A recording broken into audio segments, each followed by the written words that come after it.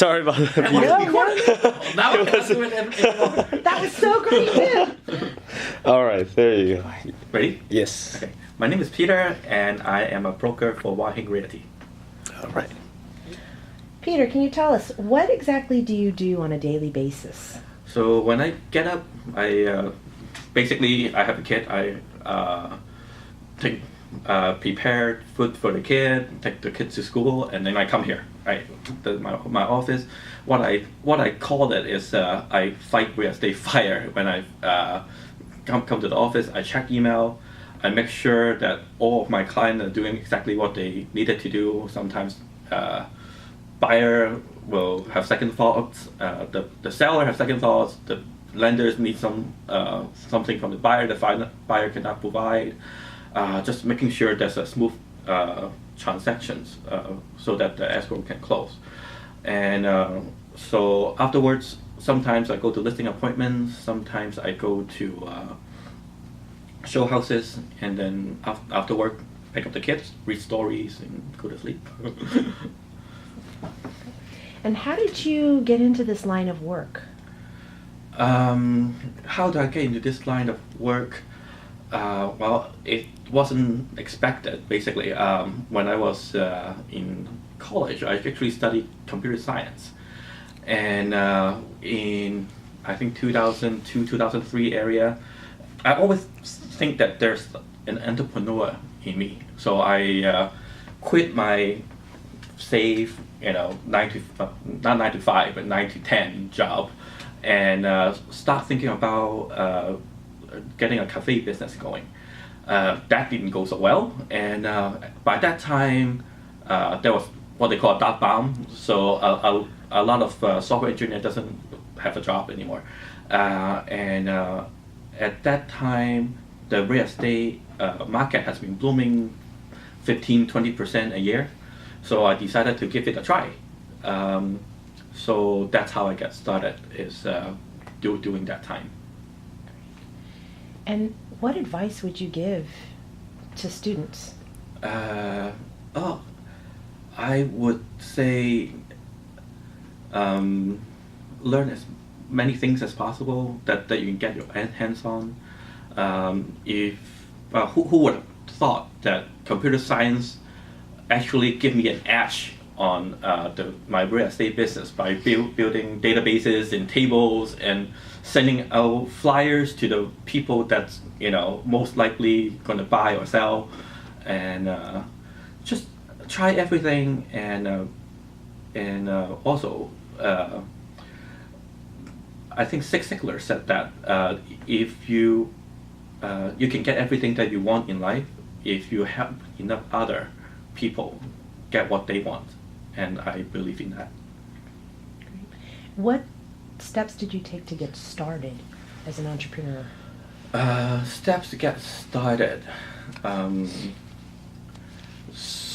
You mean the stuff that I started that I don't want to do anymore, or basically in the beginning, I took my own advice. I do basically everything. There were like in martial arts you have like taekwondo, you have kung fu, you have wrestling, boxing, whatever. And in real estate field there's something similar. There's Mike Ferry side that you're supposed to do a lot of cold calling and knock on doors and talk to people on the street. And on the other extreme, you get somebody named Brian Buffini, which is like relational marketing. So in the beginning, I was doing all of that, try to get myself started.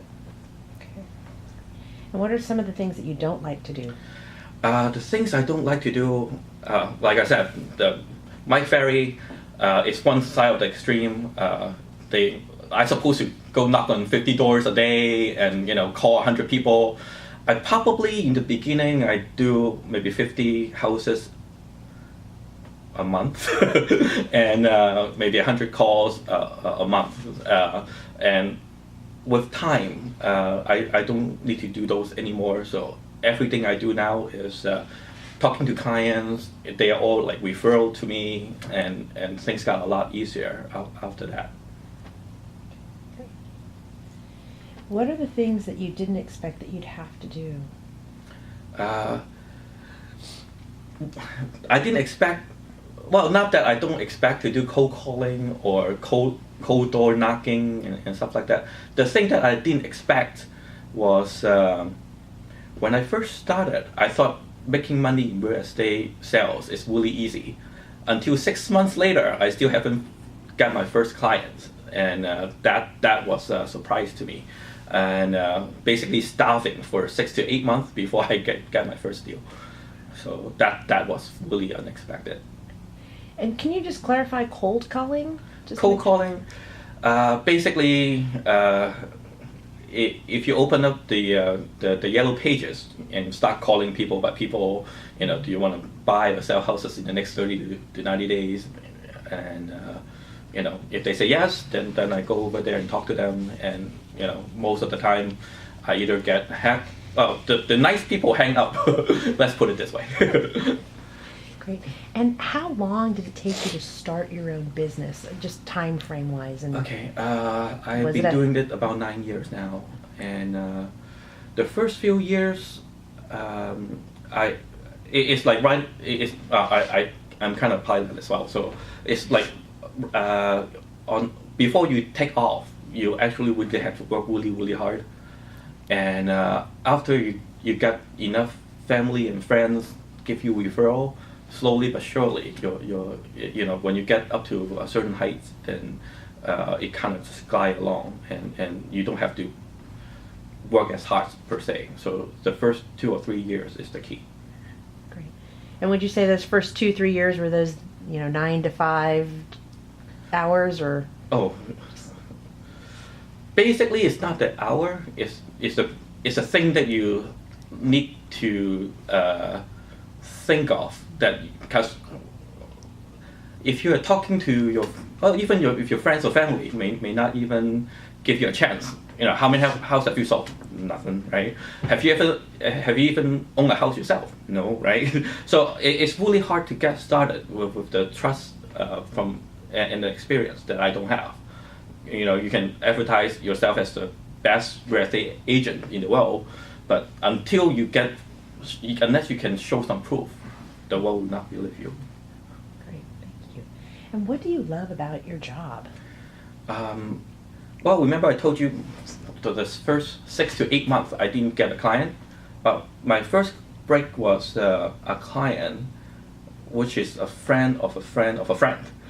And they are relatively new immigrants. So I took them to see a lot of different houses for about 3 to 6 months. And by the time they bought the house, they are really, you can actually literally see the tears in their eyes.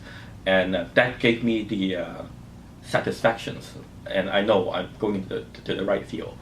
And the second thing I like about the job is, over time is slowly and surely growing. And I go from working for some other company to being a broker myself. And now I have 4 agents working for me. And hopefully, there's another satisfaction to see your business grow as a whole. Great. Thanks. Any other tips or advice that you'd offer students trying to be entrepreneurs? Well, I think Warren Buffett says this. If you have passions for what you do in life, then you never work a day in your life. And I think that's a good advice to live by. And right now, if you ask me what I do for a living, I was like, well, even if I can retire, I won't, because I'm actually showing friends houses that and basically working with friends, and I don't treat this as like working. It's more like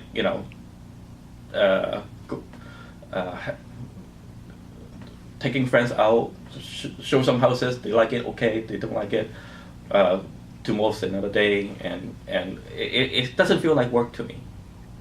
So always, try different things and find out what your passion is, and if you find your passions, then just go with it. You don't have to be a doctor, you don't have to be an engineer.